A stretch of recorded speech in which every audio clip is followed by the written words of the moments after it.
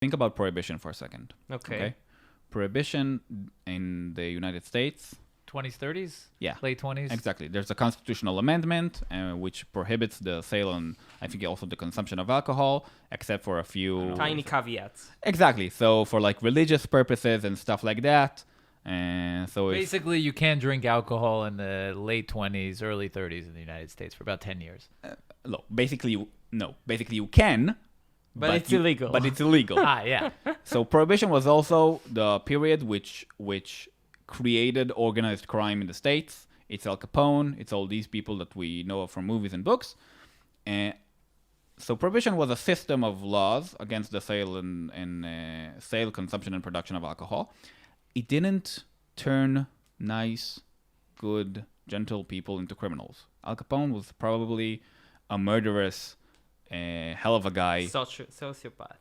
Yeah, exactly. Without prohibition. What prohibition did was enabled him to get a lot of power because alcohol was something that ordinary people really, really wanted. And people like you and me who want to stay above the law and not hurt anybody, mostly, we wouldn't get into that business. So it becomes a very, very lucrative business. And Al Capone comes. He does what he needs to do. The demand is still there, the demand for alcohol. He gains a lot. Higher. Yeah, some might say it was even higher because now it was hard to get and stuff like that. He gains a lot of power and he utilizes it to his advantage, leaving a lot of people dead.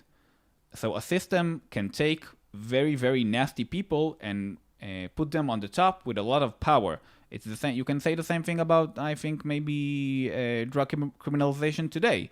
You don't have to be a Colombian cartel who kills hundreds of people each year to sell a product. The fact that it's illegal makes it so that the only people in this business who are willing to incur the costs of arrests and living beyond the law are people you don't want to mess with. So the communist system was a system in which it really incentivizes cruel people to rise to the top. Stalin, by the way, rose to the top by killing all of his opposition, even inside the Communist Party. Yeah, but when you have a totalitarian system, just like Hitler did the Night of the Long Knives, the way to get rid of the opposition is to kill them.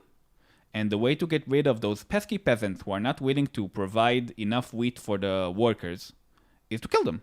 Mm-hmm. So the fact that he had that amount of power is the fault of the system. Under a better, or maybe let's say capitalist system, I don't think he would have been a nice guy. That's a good question. It's like, what if Hitler would have joined art school?